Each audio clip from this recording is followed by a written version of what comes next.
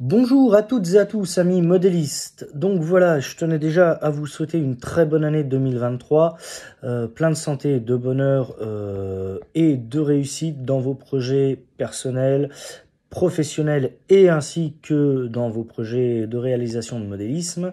Donc voilà, je vous fais cette vidéo. Hop, j'ai reçu les 5 fascicules 60-65, hop, de la Mountain 241 P16 d'Altaïa. On va monter, donc on va présenter les numéros comme d'habitude, donc le fascicule et son contenu par numéro, et après on va faire le montage. On va faire un numéro spécial pour le numéro 60. On est à la moitié de la collection, faut pas l'oublier, 120 numéros, on a le numéro 60, la moitié, elle est là. Donc moi j'ai eu un petit souci parce que je vais vous expliquer dans la vidéo. Le numéro spécial il prendra un peu de temps. Le temps que je reçoive le prochain colis parce que j'ai eu un petit problème. Je vous expliquerai le problème que j'ai eu. Donc on passe tout de suite à la présentation de ces 5 numéros, ce qu'ils contiennent. Le cadeau d'Altaïa, pardon, que je n'ai pas vu encore, que je vais découvrir avec vous, apparemment, d'après ce qu'on avait vu quand on a souscrit à la collection, c'est la plaque de la machine. Donc on verra à quoi elle ressemble et comment elle est. Et voilà. Et je vous dis à tout de suite. Bien, donc voilà, donc présentation du numéro 60 de la 241 P16 d'Altaïa. Alors, fascicule, donc on va parler de la ligne du Hedjaz. Alors, cette ligne du Hedjaz, elle se trace entre Damas et La Mecque. C'est un jeune Britannique, Lawrence d'Arabie, qui parvient à faire dérailler un train de cette ligne, apparemment. Donc voilà, on nous parle comment a été financée cette ligne. Donc on a une très belle cartographie là. De la ligne du Hedjaz en 1930. On a aussi des photos de machines à vapeur type 140, des photos de voitures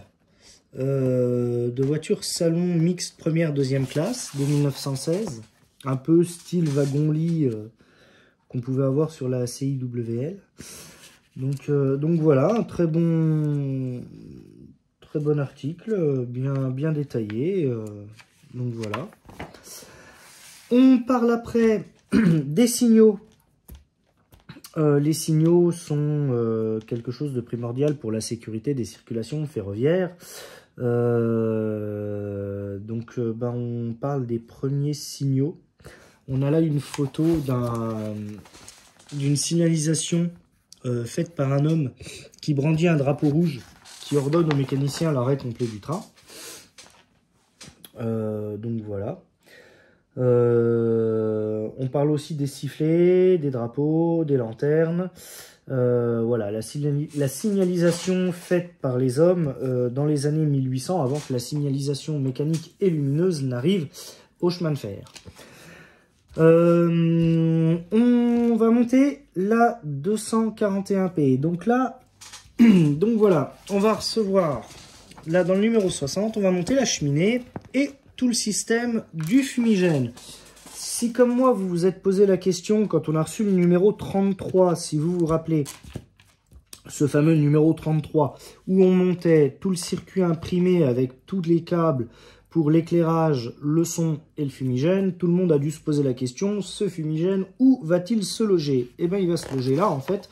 Donc, on monte tout le système, réservoir, fumée, cheminée, et on fixe le tout. Et à la fin, voilà, le fumigène, il sera là, dans la boîte à fumer. Moi j'ai eu un petit souci avec le fumigène étant défaillant, j'ai une patte qui s'est enlevée, alors impossible à ressouder parce que c'est carrément la fiche qui est collé sur le fumigène qui s'est enlevé. Donc j'ai appelé Altaïa. Ils vont me renvoyer le fumigène. Je vais recevoir le numéro 33 complet sur le prochain envoi. J'aurai tout en double. Si jamais il me reste, il y a encore une pièce défectueuse, au moins je pourrais pallier. J'aurai de la pièce de rechange. Donc voilà, donc le numéro 60, voilà comment il se présente. Donc là, on a le réservoir du fumigène, le réservoir d'eau. L'embase du fumigène, on a la cheminée, le tuyau là pour la fumée. Beaucoup se demandaient si on gardait le fumigène ou pas. Moi, j'ai décidé de le garder, malgré ce qu'il va rendre. Donc voilà, donc ça sera le numéro spécial, numéro 60.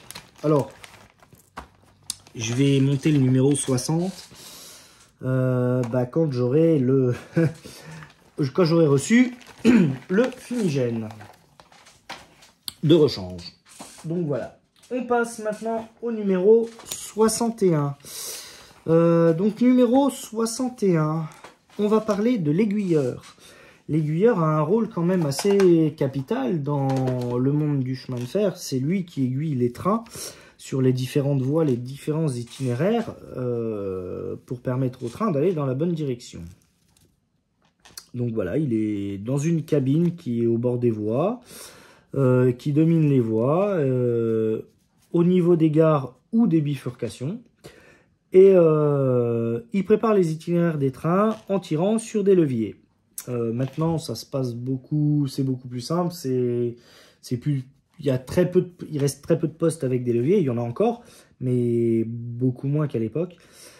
Maintenant, c'est des éléments d'itinéraire qu'on tourne et avec juste le fait de tourner l'élément d'itinéraire, ça fait bouger l'aiguille et après on appuie sur le bouton pour ouvrir le signal. Donc là, on a une très belle photo là d'un poste d'aiguillage sur la petite ceinture vers la râpée de Bercy. Donc voilà. On a des photos de postes à levier. Donc voilà, les leviers sur lesquels on devait tirer pour faire manœuvrer les aiguilles avec tout le système de tringlerie. Donc voilà, un très bon document.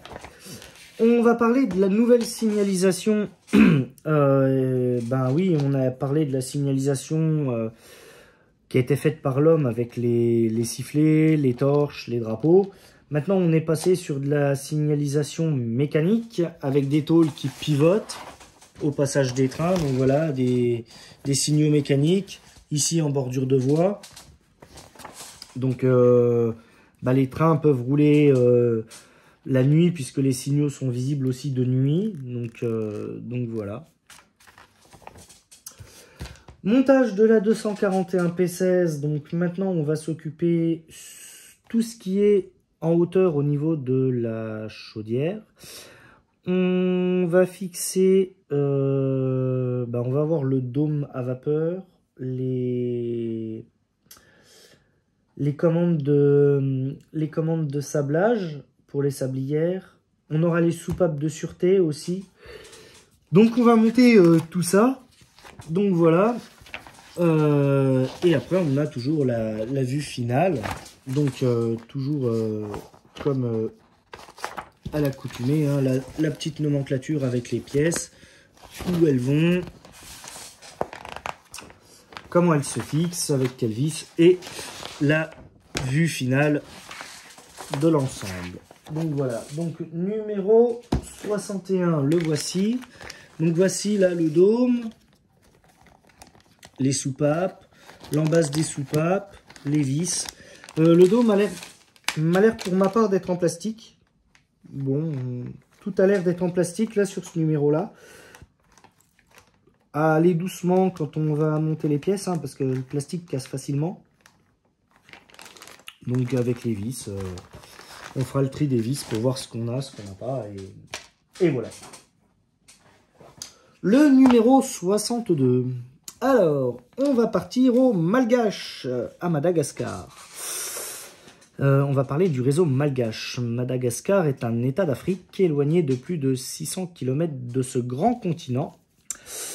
Et on va parler de cette ligne. L'île a une superficie comparable à celle de la France avec 587 041 km² pour 17 millions d'habitants. Donc voilà, on a une carte de 1925 du réseau ferré malgache, donc de Madagascar.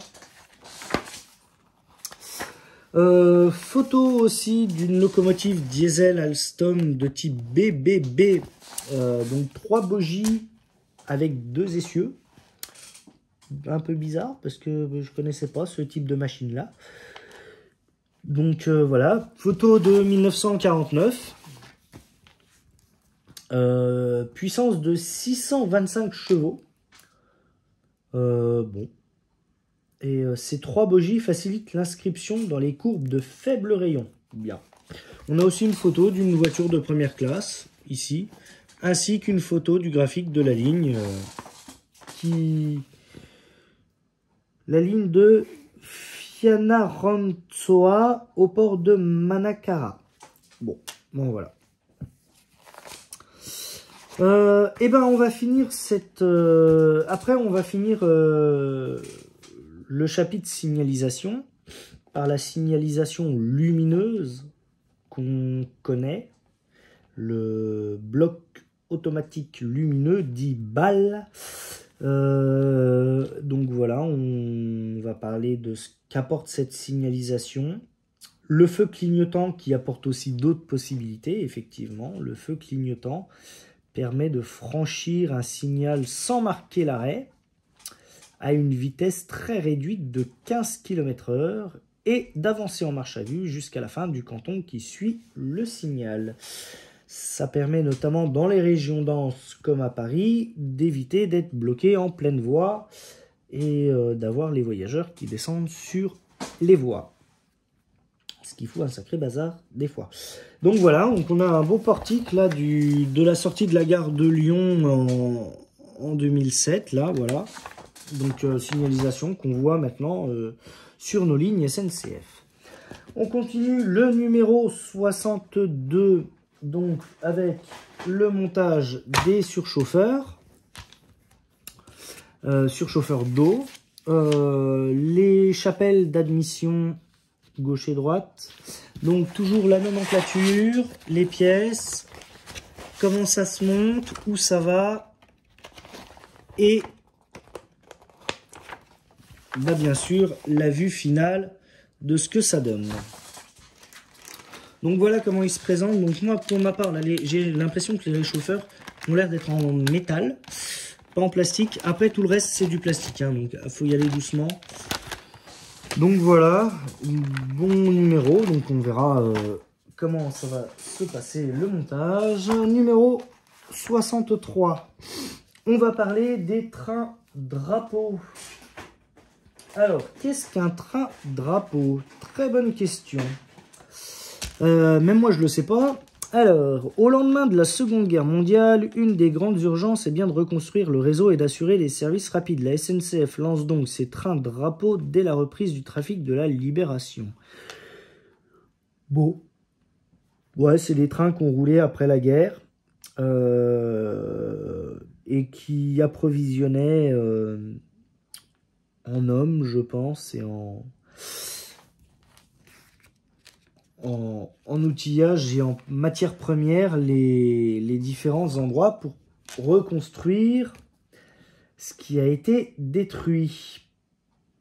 On parle aussi des fameux autorails, de la vitesse de ces fameux trains, même au milieu des ruines. Là, on a une photo de la gare de Senlis qui a été détruite en 1914, reconstruite en 1922. Bon bah voilà, on a un très beau document sur les trains de l'après-guerre. On va parler des grands dépôts et des grandes lignes. Les 241P avec 35 exemplaires ont été visibles un peu dans peu de dépôts et sur peu de lignes Et quand les électrifications progressaient, les territoires d'action des 241P se réduisaient. Les 241P, on les a vus surtout au dépôt de Dijon, Périgny, Lyon-Mouche, Marseille-Blancard, Nevers, Paris-la-Chapelle, Paris-la-Villette, Chaumont et Le Mans. Le Mans dont notre P16 a été affecté, ainsi que la P17 qui est en restauration au Creusot. Donc voilà, donc une photo avec les... Donc tous les gros points sont les dépôts où les gros points verts ont été les dépôts où ont été admises les P et leur rayon d'action en vert. Donc voilà. On continue le montage de la P16 avec les tubulures d'eau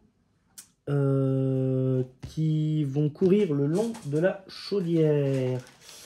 Donc voilà comment ils se présentent, les tubulures. Donc elles ont plusieurs angles de coude là. Donc il va bien falloir regarder lequel va où. Donc voilà, hein, donc toujours les mêmes photos. Hein. La nomenclature, on a la bride aussi et la photo à la fin de ce à quoi ça ressemble. Donc voilà pour le numéro 63. Le numéro 64 maintenant, on va parler des garates africaines. Alors, qu'est-ce qu'une garate? Une garate, c'est en fait une machine articulée à vapeur. Donc, qui roulait en Afrique sur la ligne du Kenya ou la ligne du Fou, allant de Mombasa à Kampala en 1930. Donc, une garate, ça ressemble à ça. Bon, moi, je trouve pas ça très, très joli. C'est une machine articulée avec 2 temps d'air. Bon, c'est pas mon délire. Une type 241, 142. Il y avait aussi du type 242, 242. Il y avait plusieurs types de garates. Bon, après, voilà. On parle de leurs caractéristiques, de leurs rayons d'action. La série, pardon. Le réseau aussi du Kenya, là, en 1925. Voilà. Mais moi, je suis pas fan des garates. Franchement, j'ai jamais bien aimé ça. Après, on va parler de la ligne 4 de l'Est qui relie Paris à Strasbourg, la fameuse ligne 4, et qui passe à Nogent-sur-Marne, Nangy, qui passe aussi à Chaumont, qui va aussi à Mulhouse, Noisy-le-Sec. Donc voilà, on parle des 241P qui roulaient sur cette ligne, avec là une photo d'une 241P, la 25, qui passe la gare de Chaumont. On parle aussi de progressivement l'extinction des 241P sur cette ligne au profit des BB 66000, des Yaya, donc les A1A, 1AA,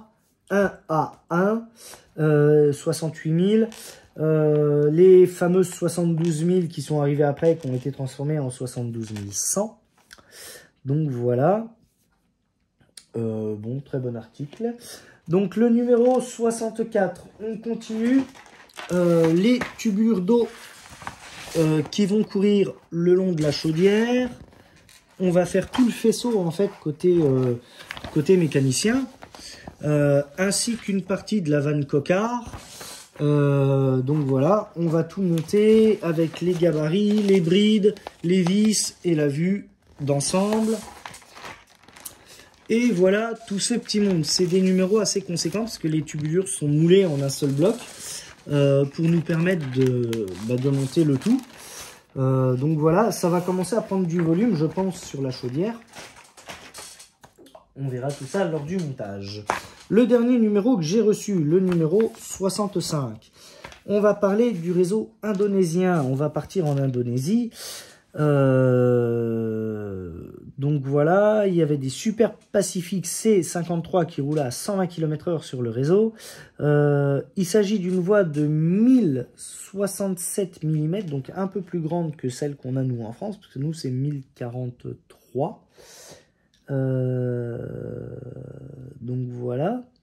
Là, on a une photo du réseau indonésien en 2010. Pour une fois qu'on a une photo du réseau récent.